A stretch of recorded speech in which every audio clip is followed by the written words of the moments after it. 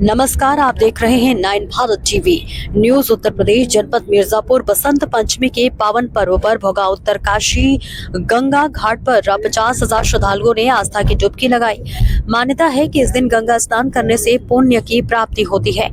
मां सरस्वती आज के दिन पूजा होता है और ऐसे में इस मौके पर दिन भर बड़ी संख्या में भक्त गंगा में स्नान करने पहुंचे। मंदिर के पुजारी के अनुसार यह पर्वत विद्या, संस्कार और नई चेतना का प्रतीक है। विद्यार्थियों को अध्ययन, अनुशासन और सदाचार का जीवन अपनाने का संदेश देते हुए कहा गया कि पूजन के उपरांत बटुकों ने सरस्वती जीवन वंदना, गुरु वंदना और भजनों की भावना प्रस्तुति दी, जिसे लोगों ने खूब सराहा। इस अवसर पर पुलिस प्रशासन और राजस्व टीम की व्यवस्था चाक चौबंद दिखी। टेढ़वा चौकी के इंचार्ज ने बताया कि उनके क्षेत्र के भोगांव गंगा घाट पर बसंत पंचमी के पावन अवसर पर गंगा में डुबकी लगाने वाले सभी श्रद्धालुओं को उन्होंने शुभकामनाएं दी।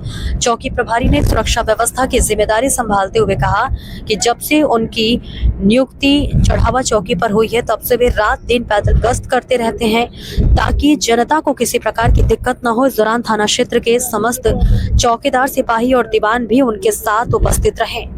बसंत हरि ओम सानंदमानंदमने वसंतम आनंदकंदमहत पाप वृंदम वाराणसीनाथम नाथनाथम श्री विश्वनाथम शरणं प्रपद्ये।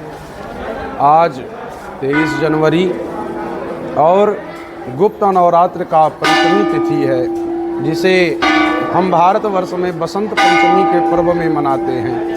बसंत पंचमी के दिन माँ सरस्वती का पूजन, जिनके विद्या, बुद्धि, बल के लिए सभी लोग पूजन करते हैं, और आज के दिन पूरे भारतवर्ष में बड़े हर्षोल्लास के साथ लोग गंगा स्नान करते हैं। और इस दिन दान की प्रथम महिमा कही जाती है, क्योंकि इस कलिकाल में दान से ही भवसागर को पार किया जाता है। हमारे पूज्यपाद बाबा गोस्वामी तुलसीदास जी महाराज भी कहते हैं, प्रगट धर्म के चार पग और कलिमा एक प्रधान, कि जेन के न विधि कीन्हे दान करई कल्याण। इस कलिकाल में दान के द्वारा ही इस प्राणियों का कल्याण होता है। इसलिए गंगा स्नान बसंत पंचमी के दिन और दान की परम महिमा बताई गई है। दान के लिए यथाशक्ति जिनकी जो पुरुषार्थ हो सके, जिनकी जो क्षमता हो सके, कोई धन का दान करता है, कोई अन्न का दान करता है, कोई वस्त्र का दान करता है, जिसकी जो क्षमता हो सके उस हिसाब से दान कर सकता है। आज के दिन देखिए, हर दिन स्नान करने का अलग फल होता है, लेकिन किसी विशेष पर्व पर, किसी विशेष दिन पर स्नान करने से 100 यज्ञ करने का जो पुण्य होता है, वहीं पुण्य बसंत पंचमी के दिन गंगा स्नान का फल प्राप्त होता है। बसंत पंचमी के दिन यहाँ सुबह 4 बजे से लेकर के लोग स्नान करने के लिए निरंतर अभी 3-4 बजे तक ये लोग बड़े दूर दूर से लोग आते रहेंगे और स्नान करते रहेंगे। बड़ा प्राचीन महिमा है। यहाँ पर स्वयंभू महादेव जी हैं। देखिए, अगर हम अपने घर पे स्नान करें, अर्थ तीर्थों पर स्नान करें, तो अलग फल प्राप्त होता है। शास्त्र कहते हैं कि गृहे एक गुणम पुण्यम। आप अगर घर में स्नान करते हैं तो 1 गुना फल प्राप्त होता है।